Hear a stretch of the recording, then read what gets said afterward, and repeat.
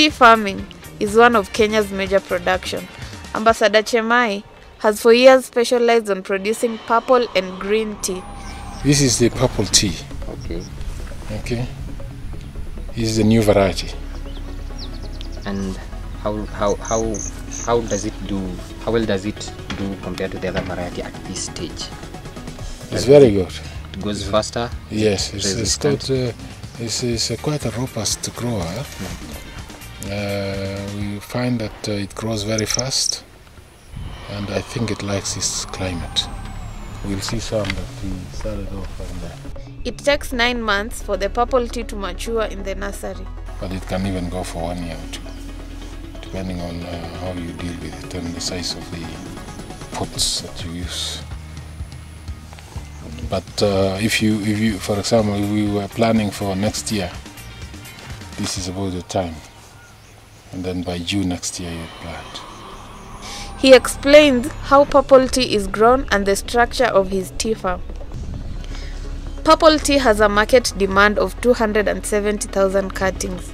Before we started this process, this process we were harvesting. We were harvesting and selling to Chebut. But the demand now for us to supply cuttings, demand for 270,000 cuttings, which we have to process for the farmers.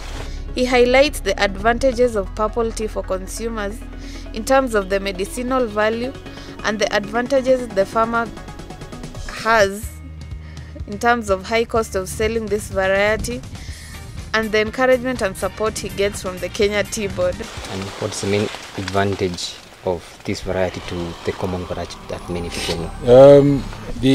I'm not an expert in all the advantages, but this variety is more in the health drink rather than the beverage.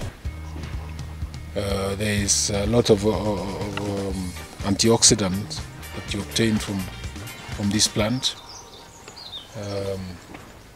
And also you who drink wine, you know how the red wine has been sold as a good health drink for improving the health of the heart. Now this product has got better benefits than the red wine. Now two benefits, of course. The medicinal aspect, and of course the fact that for those people who don't want to get indulgent in alcoholism, then this is a good alternative. And you said it grows faster than the other. It does grow faster than the other one. What about resistance to diseases? It's just an ordinary tea. There is no incident of disease so far. This one is about 2.5 years, and you can see how the growth is like. So 2.5 Those ones years. are 3 years. Oh. This one, they're about a year younger. And how are the local farmers responding towards it? That's why I'm telling you now that we are busy servicing the demand of the farmers. And yet we haven't started yet processing. There are no factories processing it. Okay. There are a few factories in Mount Kenya area, Meru and so on. There is a KTS factory there that is processing, and they are selling this product at a very, very high rate. His major challenge is servicing the demand for this product. He explains the origin of purple tea. And are the government tea authorities encouraging? Yes, this came from the Tea Research Foundation. Kenya Tea Board of Kenya has already written in their if you go into their website. If you go to their website, they have put this in their website and encouraging farmers to expand. So they're also giving farmers the support. Yes. It's a new product that Kenya is going to sell. You know, if you are marketing Kenya, this is one product that was developed in Kenya. It's a Kenyan product. I think they have even registered this as a trademark, as intellectual properties. So this is theirs. But the good thing is that it's got all these advantages, and the market is waiting for this product to come on stream. Okay.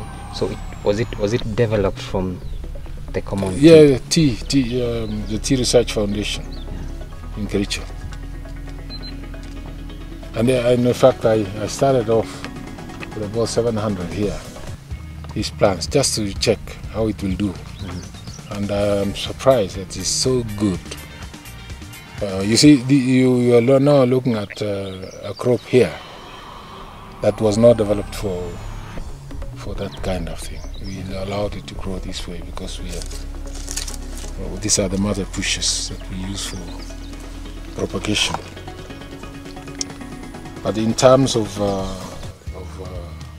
growth, we are harvesting. It grows very fast. So the main challenge now is servicing the demand. Yes. Okay.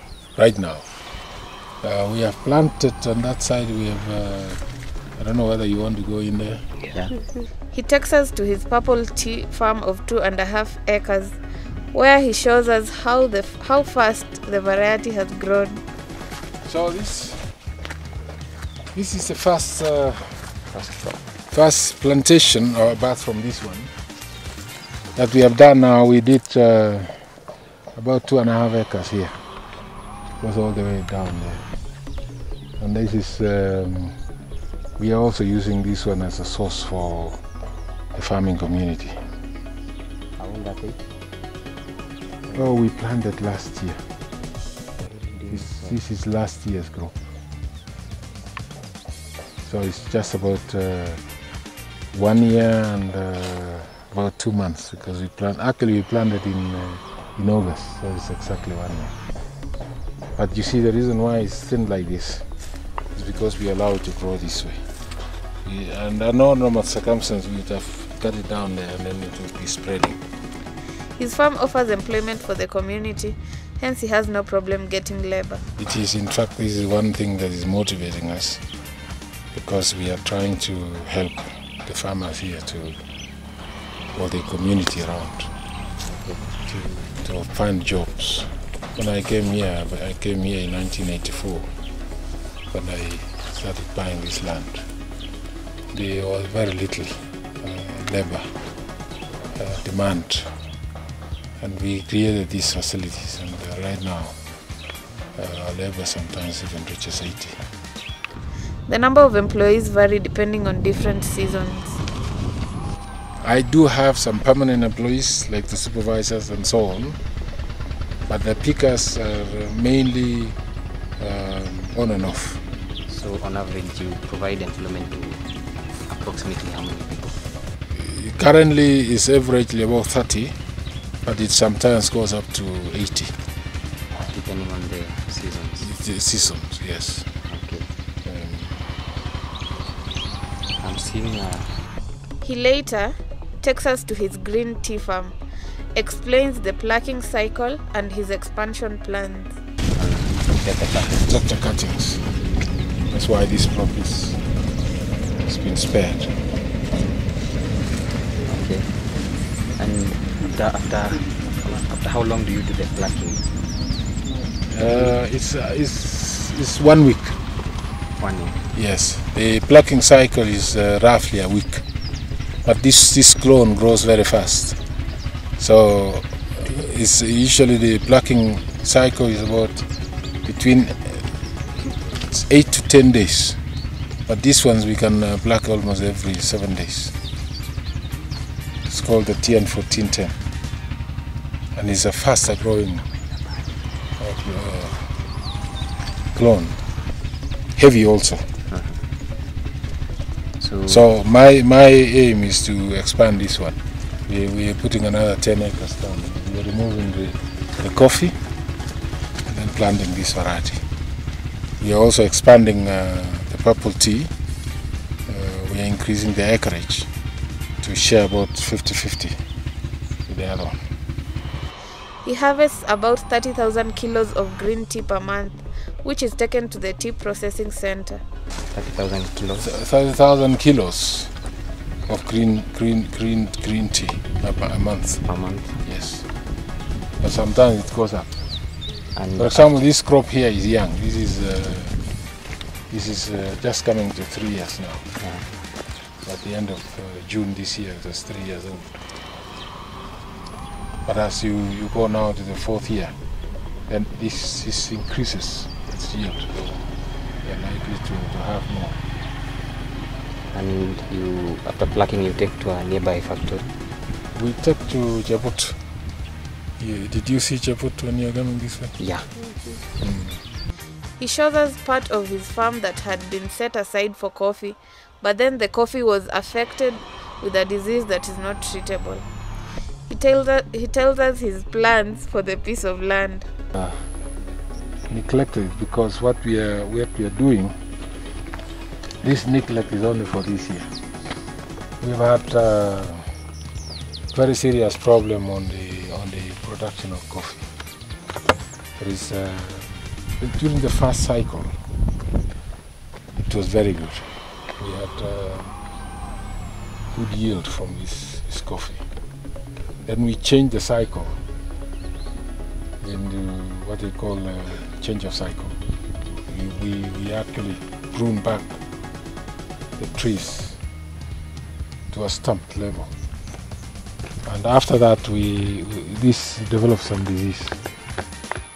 There is Fusarium in it, Fusarium, and another one called Molo dieback. 2 diseases. Now, those diseases have no treatment apart from spraying with copper. The cost of copper has gone up so high that we cannot afford to continue with coffee in this zone. So what we have decided for this year, we are going to pick the berries that are on the trees, and then we are going to uproot the entire crop. So we are not spending any more money on it.